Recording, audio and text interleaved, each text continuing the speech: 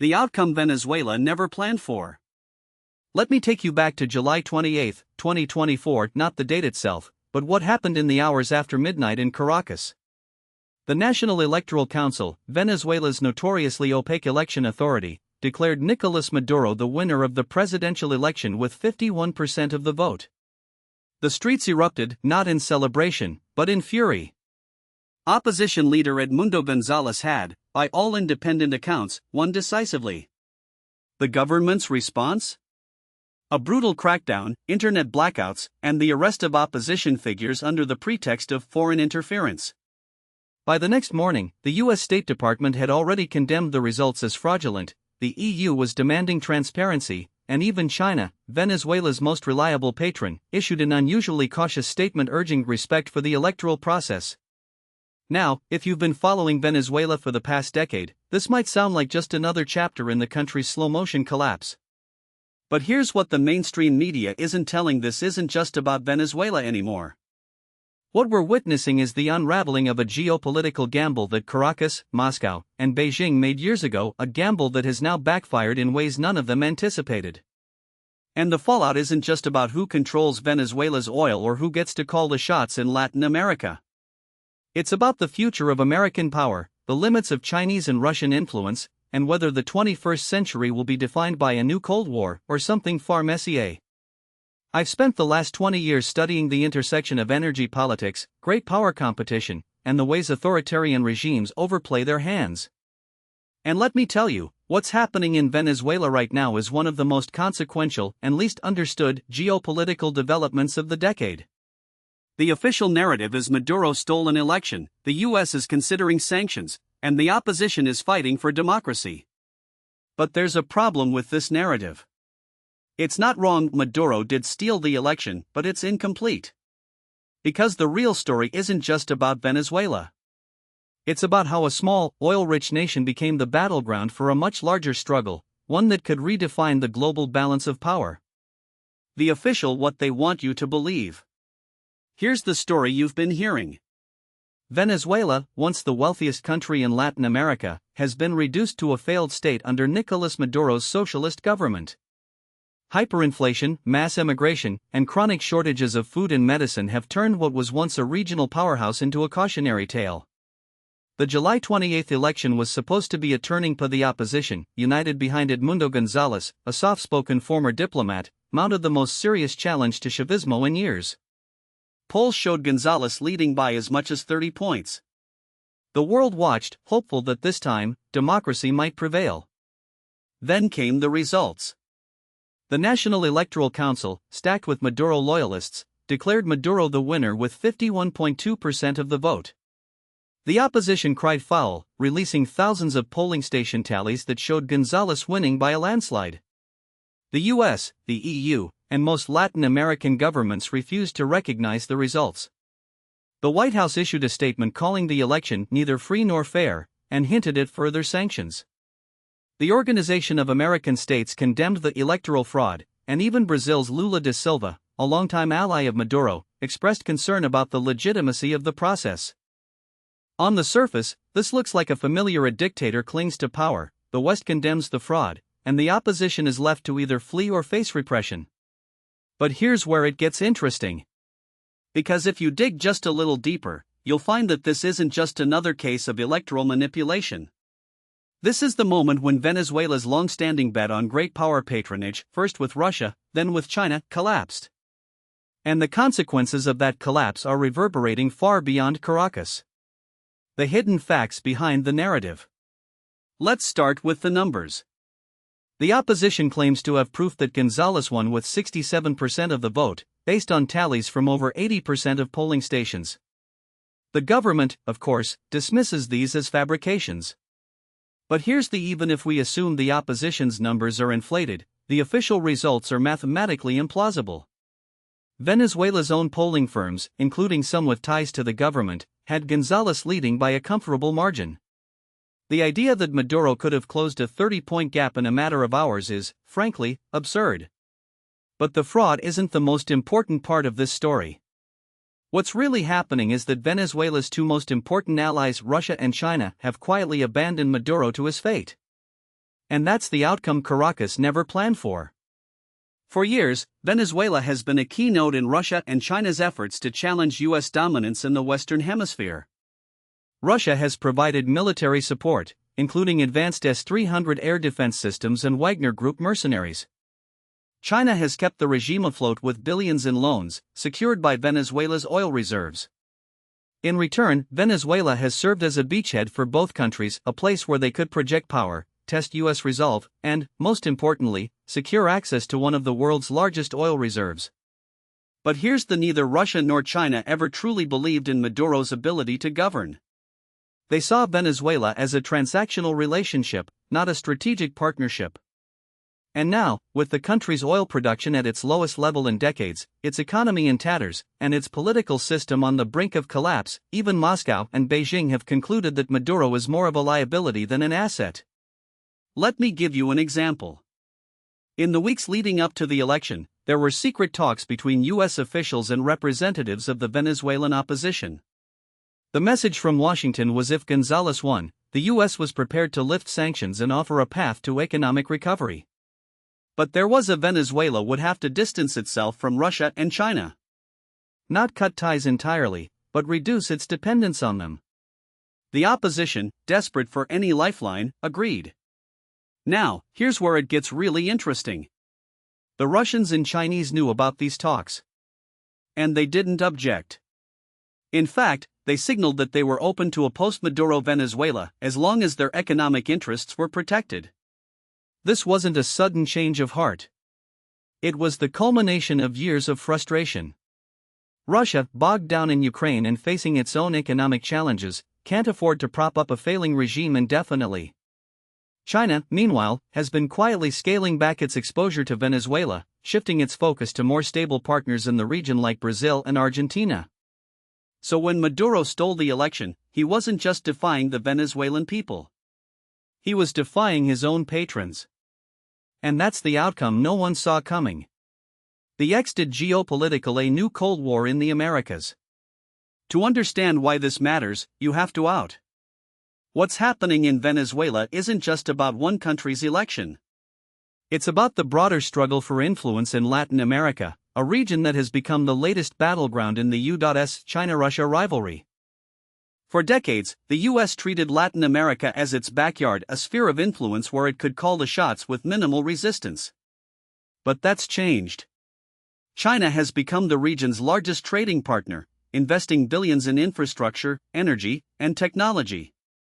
Russia, meanwhile, has used Venezuela as a platform to project power, conducting joint military exercises with the Venezuelan Navy and even deploying bombers to the country in a show of force. The U.S. response has been a mix of neglect and heavy-handedness. On one hand, Washington has largely ignored Latin America, focusing instead on the Middle East and Asia. On the other hand, when it has paid attention, it's been through the lens of counter-narcotics operations, regime change, and sanctions policies that have often backfired, pushing countries like Venezuela and Nicaragua closer to Russia and China. But here's the: neither Russia nor China has the capacity or the desire to replace the U.S. as the dominant power in Latin America. They're playing a different game. Their goal isn't to build a new empire. It's to create a multipolar world where no single power, especially not the U.S., can dictate the rules. And Venezuela has been a key part of that strategy. The problem is that Venezuela is a mess. Its economy is in freefall, its institutions are hollowed out, and its people are fleeing by the millions. Even with Russian and Chinese support, Maduro's regime is unsustainable. And that's why Moscow and Beijing have been hedging their bets. They're not abandoning Venezuela entirely, but they're no longer willing to go all in on Maduro. They're looking for a way out. This is where the U.S. has an opportunity, but also a risk. If Washington plays its cards right, it could peel Venezuela away from Russia and China, restoring some semblance of stability to the country and securing a key ally in the region.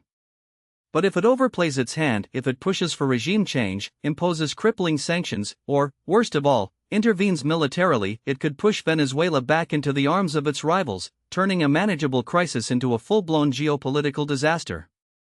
Military and strategic: the perils of escalation. Now, let's talk about the military dimension. Because this is where things get dangerous. Venezuela's military is one of the most heavily armed in Latin America. Thanks to Russian and Chinese support, it boasts advanced air defense systems, modern fighter jets, and even ballistic missile capabilities. But it's also one of the most dysfunctional. Corruption is rampant, morale is low, and desertions are common. The military is loyal to Maduro not out of conviction, but out of self-preservation. Many high-ranking officers are deeply involved in drug trafficking, illegal mining, and other criminal enterprises. They know that if Maduro falls, they could face prosecution. This creates a volatile situation. If the US or its allies push too hard, if they impose crippling sanctions, recognize a parallel government, or even hint at military intervention, the regime could lash out. And that's where the risk of escalation becomes real. I'm not saying the US is planning to invade Venezuela. But there are hawks in Washington who see this as an opportunity to deal a blow to Russia and China. They argue that a quick, decisive intervention could topple Maduro, restore democracy, and send a message to Moscow and Beijing that the US is still the dominant power in the region. This is dangerously naive. Venezuela is not AMA in 1989. It's not even Iraq in 2003. It's a country with a population of 28 million, a crumbling infrastructure, and a military that, while weak, is still capable of inflicting serious damage. And let's not forget the lessons of the past to Iraq, Afghanistan, Libya. All of them were supposed to be quick, easy victories. All of them turned into quagmires. The other risk is that a US intervention could trigger a wider conflict. Russia has already warned that it will respond if its interests in Venezuela are threatened. China, while less likely to intervene militarily, could retaliate economically, targeting US commies operating in Latin America or even restricting access to critical minerals. And let's not forget the regional implications. Countries like Brazil, Mexico, and Argentina have made it clear that they oppose any foreign intervention in Venezuela. If the US acts unilaterally, it could fracture the already fragile unity of the OAS and push more Latin American countries into the arms of China and Russia. So what's the alternative? Diplomacy. But not the kind of diplomacy that's been tried before, half-hearted negotiations that go nowhere. What's needed is a comprehensive deal that addresses the concerns of all the US, the opposition, the regime, and Venezuela's neighbors. A deal that offers sanctions relief in exchange for free and fair elections, guarantees for the military, and a path to economic recovery. It's not pretty, and it's not ideal. But it's the only way to avoid a catastrophe. The domestic political why this matters in Washington. Now, let's talk about the domestic politics of this crisis. Because what happens in Venezuela doesn't stay in Venezuela. For the Biden administration, Venezuela is a political minefield. On one hand, there's pressure from the left wing of the Democratic Party to take a more conciliatory approach, lifting sanctions and engaging with Maduro. On the other hand, there's pressure from Republicans and even some centrist Democrats to take a harder line, imposing more sanctions and even recognizing a parallel government. Then there's Florida. With its large Venezuelan exile community, Florida is a critical swing state in the upcoming presidential election. Both Biden and Trump are acutely aware that how they handle Venezuela could sway voters in Miami-Dade County, which has the power to decide the election. This is why you're seeing such mixed signals from the administration. On one hand, they're condemning the election fraud. On the other hand, they're reluctant to take any action that could be seen as too aggressive, fearing a backlash from the left. But here's the politics of Venezuela are more complicated than they seem. The Venezuelan exile community is not monolithic. While many oppose Maduro, others are wary of US intervention, fearing that it could make things worse. And there's a growing sense among younger Venezuelans that the opposition strategy, relying on US support, has failed. They want a solution that doesn't involve foreign powers calling the shots. This is where the Biden administration has an opportunity.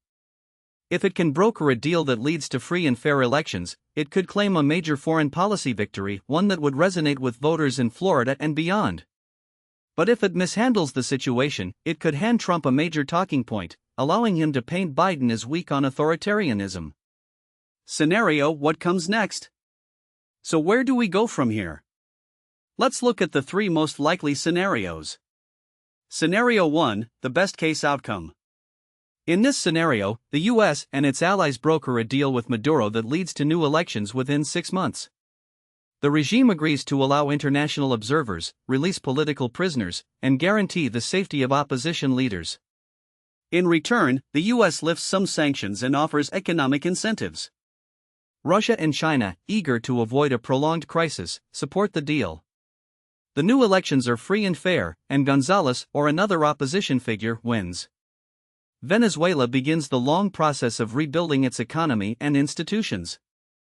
This is the best-case scenario, but it's also the least likely. Maduro has shown no willingness to negotiate in good faith, and the military has no incentive to abandon him. Even if a deal is reached, there's no guarantee that the regime will honor it. Scenario 2, the most likely outcome. In this scenario, the crisis drags on. The US and its allies impose more sanctions, but Maduro clings to power with Russian and Chinese support. The opposition, divided and demoralized, struggles to maintain momentum. Protests continue, but they're met with brutal repression.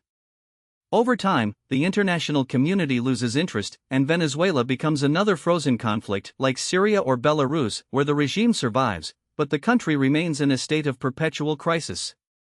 This is the most likely outcome, and it's a disaster.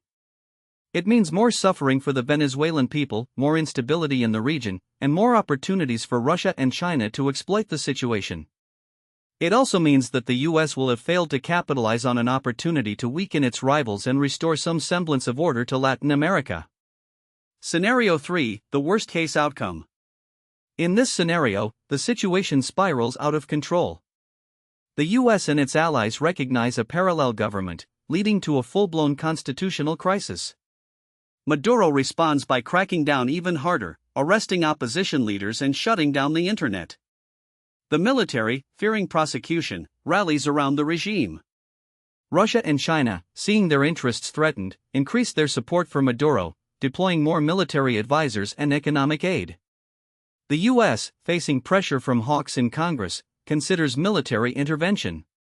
Before long, Venezuela becomes a proxy war, with the US and its allies on one side and Russia and China on the other.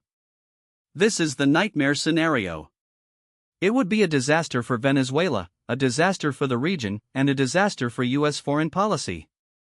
It would also mark the definitive end of the post-Cold War order in Latin America, replacing it with a new era of great power competition. Grand strategy: the limits of liberal hegemony. So what does all of this tell us about the broader state of US foreign policy? To answer that, we need to step back and look at the bigger picture. For the past 3 decades, the US has pursued a grand strategy of liberal hegemony, the idea that America should use its unparalleled power to spread democracy, free markets, and human rights around the world. This strategy has had some successes, but it's also led to a series of Iraq, Afghanistan, Libya, and now, in many ways, Venezuela. The problem with liberal hegemony is that it assumes that the US can reshape the world in its own image. It assumes that other countries will welcome American leadership, that democracy can be imposed from the outside, and that the US can afford to police the world indefinitely. But none of these assumptions hold up in reality. Venezuela is a perfect example. For years, the US has tried to isolate Maduro, imposing sanctions and supporting the opposition. But these efforts have failed. Why? Because they ignored the realities on the ground. They ignored the fact that Maduro has powerful allies in Russia and China. They ignored the fact that the Venezuelan military has no incentive to abandon the regime. And they ignored the fact that the opposition, while popular, is deeply divided and lacks a coherent strategy. This is the pattern we've seen over and over again. The US intervenes in a country, either militarily or through sanctions, with the goal of promoting democracy and stability. But the intervention backfires, leading to more instability, more authoritarianism, and more anti-American sentiment. And in the process, the US squanders its credibility, its resources, and its moral authority. The alternative is not a return to isolationism, but a shift toward what some scholars call offshore balancing, a strategy that prioritizes regional stability over ideological transformation. The idea is the US should focus on preventing any single power from dominating key regions, rather than trying to micromanage every local crisis. In Latin America, that means containing the influence of Russia and China, not by toppling regimes, but by strengthening democratic allies and ensuring that no hostile power gains a foothold in the Western Hemisphere. It's a strategy that accepts the world as it is, not as we wish it to be. Now, what most people don't realize is that this isn't just about Venezuela, it's about the future of U.S. military posture in the region. For decades, the Pentagon has treated Latin America as a secondary theater, a place where the real action was in Europe or the Middle East. But that's changing. The Southern Command, or SOUTHCOM, has been sounding the alarm for years about the growing presence of Russian and Chinese military assets in the hemisphere. In 2019, Russia sent 2 nuclear-capable bombers to Venezuela in a show of force that sent shockwaves through Washington. China, meanwhile, has been quietly extending its military footprint, not just through arms sales to Venezuela and Bolivia, but through deepening ties with Cuba, Nicaragua, and even Argentina, where it's building a space tracking station that could double as a signals intelligence hub. Here's the uncomfortable: the US is no longer the only game in town. And if we don't adapt, we're going to find ourselves playing catch-up in our own backyard. The problem isn't just that Russia and China are gaining influence, it's that they're doing so in ways that are deliberately designed to undermine US dominance without triggering a direct confrontation. They're not invading countries, they're offering loans, building ports, selling weapons, and providing diplomatic cover for regimes that Washington wants to isolate. It's a form of hybrid warfare, and it's working. Let me explain why this matters. During the Cold War, the US had a clear strategy for dealing with Soviet influence in Latin containment. We supported anti-communist regimes, backed coups when necessary, and used economic aid to keep countries in our orbit. It wasn't pretty, but it worked. Today, the challenge is different.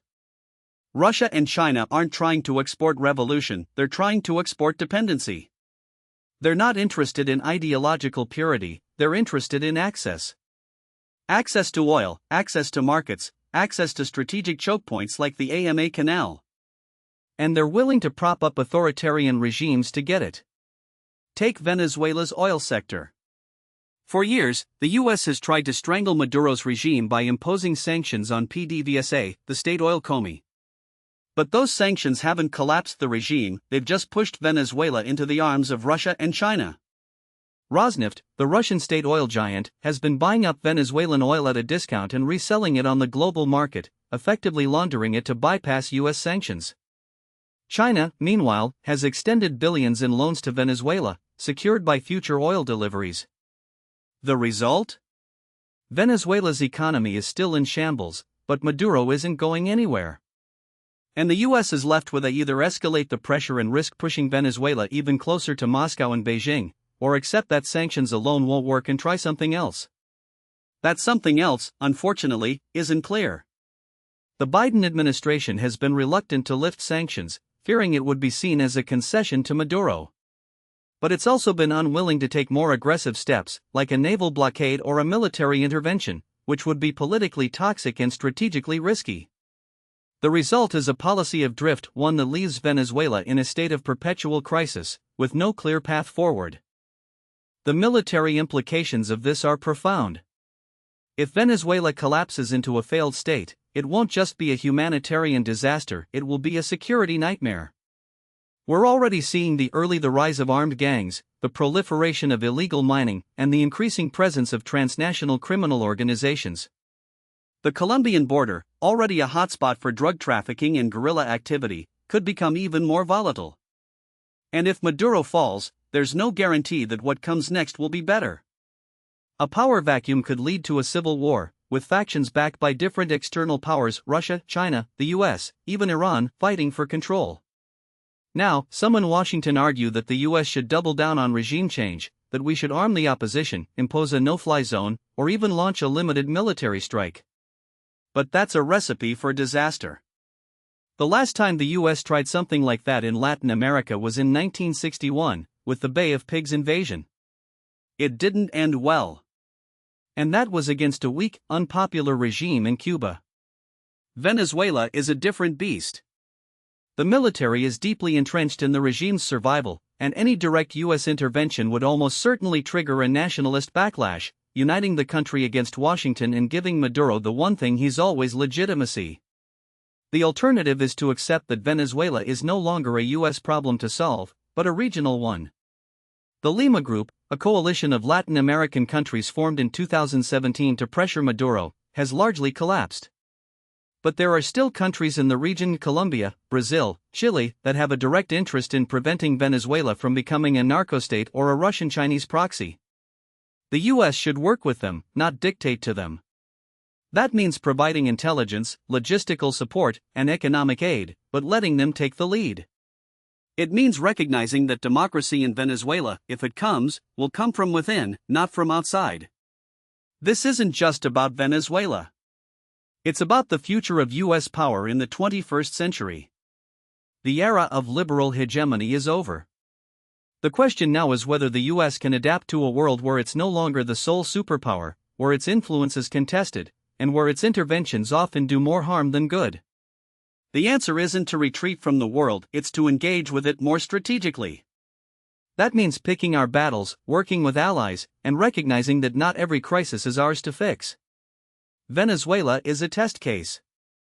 If we fail there, it won't just be a setback for democracy, it will be a signal to the rest of the world that the U.S. is no longer the indispensable nation it once was. And that's a message that Russia, China, and every other power on the rise will be all too happy to exploit. Now, what most people don't realize is that the real battle for Venezuela's future isn't being fought in the halls of the White House or the Kremlin, it's being waged in the streets of Caracas, the oil fields of Zulia, and the barracks of Maracay. The domestic political dimensions of this crisis are far more complex than the simplistic narrative of Maduro the dictator versus the democratic opposition suggests. And if we're honest, the opposition has been its own worst enemy at times, while the regime has proven far more resilient than anyone expected. Let me explain why this matters. When Juan Guaidó declared himself interim president in January 2019, backed by the US and dozens of other countries, it wasn't just a bold move, it was a gamble. The calculation was if enough of the military defected, Maduro would fall. But that never happened. Why? Because the Venezuelan military isn't just a tool of repression, it's a deeply corrupt institution that has become a parallel state. The generals don't just control the guns, they control the ports, the food distribution, the gold mines, and, most importantly, the drug trafficking routes. In 2020 alone, the U.S. Treasury Department sanctioned over a dozen high-ranking Venezuelan officials, including Defense Minister Vladimir Padrino Lopez, for their involvement in narcotics trafficking. These aren't just loyalists, they're stakeholders in the regime's survival. Here's the uncomfortable: the opposition's strategy of mass protests and international pressure worked for a while, but it was never enough to break the military's loyalty. The regime has spent years perfecting its system of carrots and sticks. On one hand, it offers lucrative opportunities to those who stay loyal, control of state-owned enterprises, kickbacks from oil sales, and protection from prosecution. On the other, it ruthlessly crushes dissent. The UN's 2020 report on human rights in Venezuela documented over 7,000 extrajudicial killings by security forces since 2018. That's not just repression, it's a message. But the opposition isn't blameless. For years, it has been fractured, with infighting and ego clashes undermining its credibility. The 2020 parliamentary elections, which the opposition boycotted, were a turning point. By refusing to participate, they ceded the last democratic institution they controlled, the National Assembly, to the regime.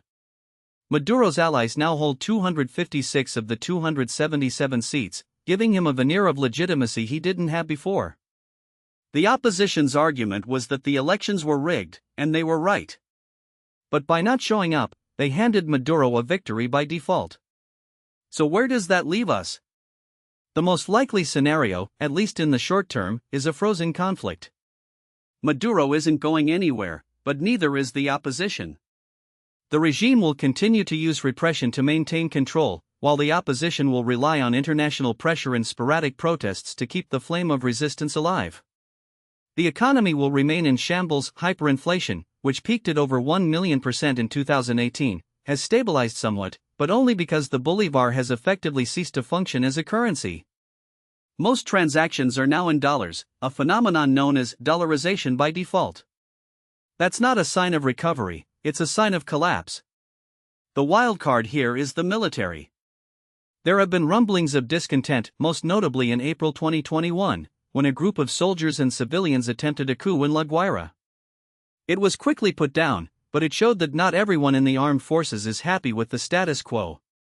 The problem is that the military is so deeply enmeshed in the regime's survival that any defection would require a critical mass of officers to act simultaneously.